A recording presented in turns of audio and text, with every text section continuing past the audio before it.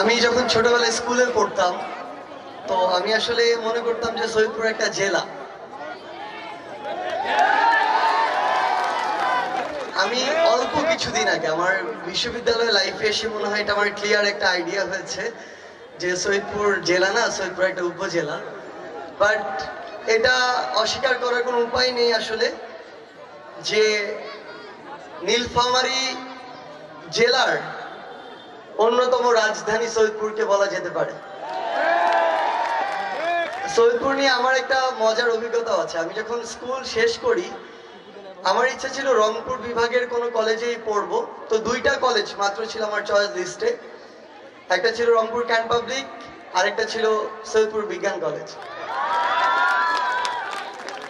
তো হয়তো আমার ভাগ্যেই ছিল অন্য কলেজ, এই জন্য ঢাকায় চলে যাওয়া হয়েছিল।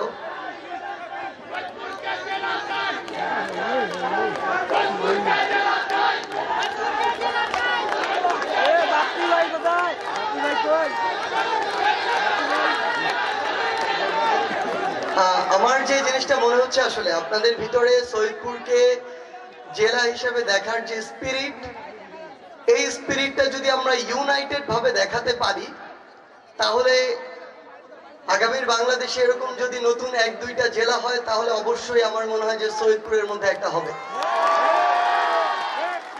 ইউনাইটেড ভাবে বলতে যে জিনিসটা ইম্পর্টেন্ট সেটা হচ্ছে পলিটিক্যালি ইউনাইটেডটা খুব বেশি গুরুত্বপূর্ণ। আমাদের ভিতরে বিভিন্ন রাজনৈতিক মত পার্থক্য থাকতে পারে, থাকাটা একদমই স্বাভাবিক এবং এটাই এই বৈচিত্র্যটাই সৌন্দর্য। কিন্তু এটার কারণে গ্রেটার পার্সপেক্টিভে সৈয়দপুরের কোনো স্বার্থে যেন আঘাত না লাগে।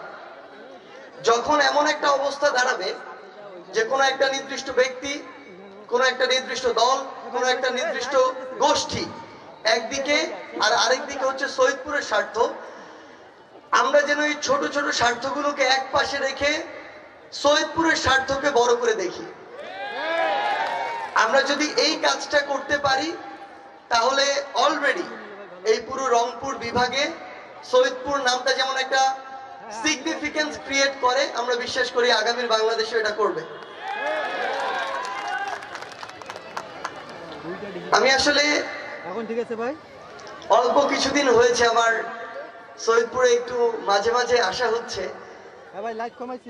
সবচেয়ে ভালো লাগার বিষয় যেটা সেটা হচ্ছে যে এখানকার শিক্ষার যে পরিবেশ, আপনাদের সবার অংশগ্রহণ, সচেতনতা, এটা খুবই ইম্পর্টেন্ট। মানে আসলে এই পুরো একটা উপজেলার এভাবে একটা সিগনিফিকেন্ট জায়গায় যাওয়া, এটার কারণে যেই জিনিসটা দেখা যায় না সেটা হচ্ছে শিক্ষা, এবং এই শিক্ষাটারই অবদান সবচেয়ে বেশি।